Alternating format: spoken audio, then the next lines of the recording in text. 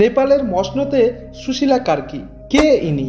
কাঠমান্ডুর রাস্তায় আপাতত কারফিউয়ের নিস্তব্ধতা। এই পরিস্থিতিতেই নেপালের জেনজি আন্দোলনকারীরা এক বড় সিদ্ধান্ত নিয়েছে। 4 ঘন্টা দীর্ঘ ভার্চুয়াল বৈঠকের পর তারা দেশের অন্তর্বর্তী নেতৃত্বের দায়িত্ব নেওয়ার জন্য সাবেক প্রধান বিচারপতি সুশীলা কার্কির নাম এগিয়ে দিয়েছে। এই পদক্ষেপ নেপালের বর্তমান রাজনীতির কাছে যতটা বিস্ময়কর ততটাই আশায় ভরপুর। বৈঠকে স্পষ্ট বলা হয়েছে, কোনো তরুণ যিনি রাজনৈতিক দলে যুক্ত আছেন তাকে নেতৃত্বের অংশ করা হবে না। উদ্দেশ্য ছিল আন্দোলনকে সম্পূর্ণ নিরপেক্ষ ও অরাজনৈতিক রাখা। সুশীলা কার্কি বর্তমানে কোনো রাজনৈতিক দলের সঙ্গে যুক্ত নন। একজন সিভিক অ্যাক্টিভিস্ট ও প্রাক্তন বিচারপতি হিসেবে তাকেই এই ভূমিকায় সবচেয়ে উপযুক্ত মনে করা হয়েছে। কাঠমান্ডুর মেয়র বালেন্দ্র সাহ ও যুবনেতা সাগর ধাকালের নাম আলোচনায় আসে সুদান গুরুংয়ের নামও। তবে আন্দোলনকারী তরুণরা মেনে নিয়েছেন বর্তমান পরিস্থিতিতে কার্কির মতো ব্যক্তিত্ব, যার ভাবমূর্তি ন্যায়নিষ্ঠ ও নিরপেক্ষ, তিনিই কেবল জনগণের আস্থা অর্জন করতে পারবেন। সেনাপ্রধান অশোক রাজ সিকদেল আগে প্রস্তাব করেছিলেন যে আন্দোলনকারীদের উচিত জাতীয় স্বাধীন পার্টি বা দুর্গা প্রসাদের সঙ্গে কথা বলা, কিন্তু তরুণরা প্রস্তাবটি খারিজ করে দেয়। তারা এমন সব শক্তি থেকে দূরত্ব বজায় রাখতে চায় যাদের রাজনৈতিক এজেন্ডা রয়েছে। সুশীলা কার্কির জন্ম 7 জুন 1952 সালে বিরাটনগরে। 7 ভাই বোনের মধ্যে তিনি সবচেয়ে বড়।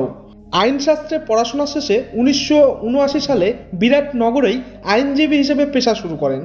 1985 সালে মহেন্দ্র মাল্টিপল ক্যাম্পাস সহকারী শিক্ষক হিসেবে কাজ শুরু করেন। 2007 সালে তিনি সিনিয়র অ্যাডভোকেট হন। 22 জানুয়ারি 2009 সালে তাকে সুপ্রিম কোর্টের অ্যাডভোকেট বিচারপতি হিসেবে নিয়োগ দেওয়া হয় এবং 2010 সালে তিনি স্থায়ী বিচারপতি হন। 2016 সালে তিনি নেপালের প্রথম মহিলা প্রধান বিচারপতি হন। এটি ছিল এক ঐতিহাসিক মুহূর্ত। 11 জুলাই 2016 সাল থেকে 7 জুন 2017 পর্যন্ত তিনি সুপ্রিম কোর্টের দায়িত্বে ছিলেন। কার্কির মেয়াদকালে একাধিক বড় সিদ্ধান্ত নেওয়া হয়, তবে 2017 সালে তার বিরুদ্ধে মাওবাদী সেন্টার ও নেপালি কংগ্রেস অভিশংসন প্রস্তাব আনে। দেশ জুড়ে এর বিরোধিতা হয়। সুপ্রিম কোর্টও সংসদকে তা আটকে দেওয়ার নির্দেশ দেন এবং শেষ পর্যন্ত প্রস্তাব প্রত্যাহার করা হয়।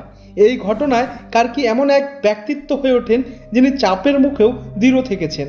কার্কির বিয়ে হয় দুর্গাপ্রসাদ সুবেদীর সঙ্গে, যার সঙ্গে তিনি পড়াশোনার সময় বারাণসীতে পরিচিত হন। সুবেদী যখন নেপালি কংগ্রেসের তরুণ নেতা হিসেবে পরিচিত ছিলেন, পঞ্চায়েত শাসনের বিরুদ্ধে আন্দোলনে সক্রিয় ছিলেন। এমনকি এক বিমান ছিনতাই ঘটনায় তার নামও সামনে আসে। বিচার বিভাগ থেকে অবসর নেওয়ার পর কার্কি লেখালেখি শুরু করেন।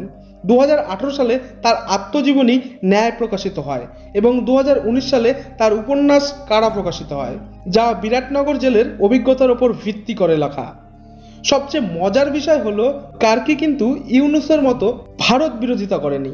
সে নিজেকে ভারতের বোন বলে দাবি করেছেন।